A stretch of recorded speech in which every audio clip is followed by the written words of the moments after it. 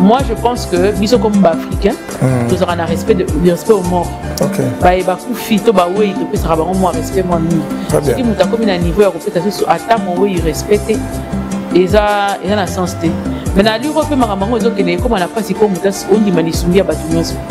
Yango na ya kopesa ka batu ya pesa ka raison na muta lo bras que on peut avoir des difficultés mais to ni maraba aide nyonso te. Ba aide tout se cacha ka mabe na sima. Mutu so ko za pene pene nzo kanta zo accompagner on peut mutu accompagner ko ta ya bibi. Mozo mona bela dévouement za nango ya makambo na yo zo kanisa ke aye po sunga yo mais sungote. Ayende ko détruire yo.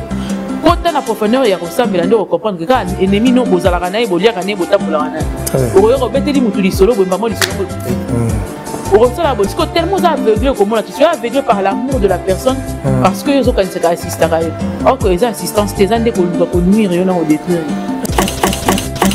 dans la base quoi na ngai ko mema yango c'est pas tout homme qui peut amener ça il peut peut-être pas il peut ne pas avoir de l'argent mais il faut ça aura mon robot na kati mo parce que il sait que je porte tellement grand que au peso ya lobby ça peut mon ennemi il faut penser à la bépol soit na bépol wana ko kangote et Dieu taille une personne par rapport à amour mais ça la batu tous on dit ba tailler ba bosa na ko tailler ba on te boti na wana moki c'est fini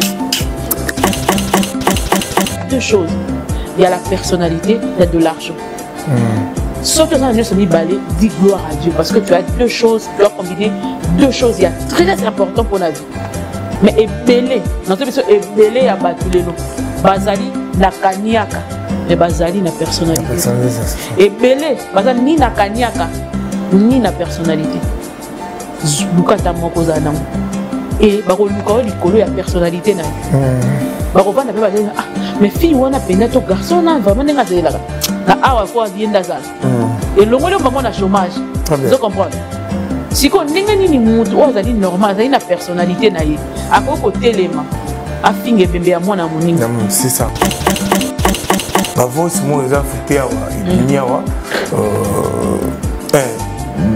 bana mibali mo basali campagne ba koisa sila chaîne sila na belle vie ya te soko la na ki on peut utalaki Nathalie yango mais pour moi je dirais c'est une distraction.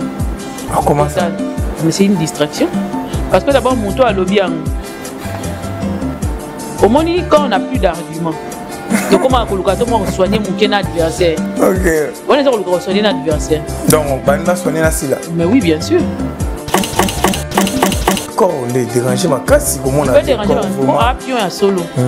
À soda, soda ma casse.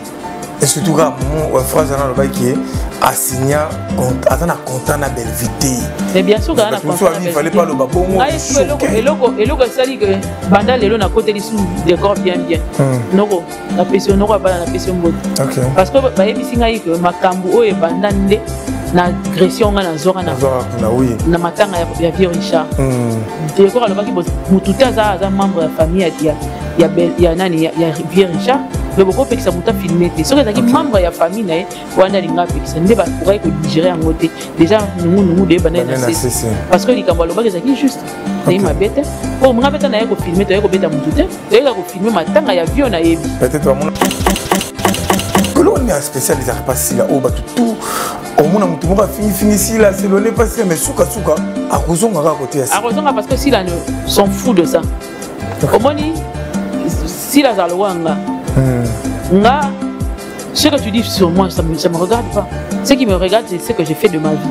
Ok. Vous comprenez? Oh, le baquet, oh, ce qui n'est pas. Oh, et puis, vous constatez que pour moi, la vie n'a pas de vie. Tant que je vis et que Dieu est là, j'ai toujours l'espoir.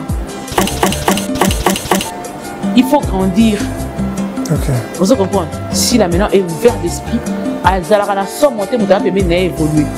Et on moni évolution il y a Jérémie et le père qui est ôté et ça normal et il félicite le nini ce qui Jérémie a béni à quelque chose pendant que la manière pour soutenir si on regarde les différences entre Jérémie et Sila na scène Jérémie est venu 20 ans peut-être plus tard Sila déjà ça combo va te belé ba royate pour preuve au monde a elongia mam ça va film ya ba te belé si pas les comme ça les gars mais de mon maman n'a pas regardé la chaîne à nani to bon baza circuit quand ya bon baza fermé alingi o ba kongo balobaka ntimangolo OK alingi biloko nyonso ekoma ya ye nyonso bakongolela ke bapesaka ye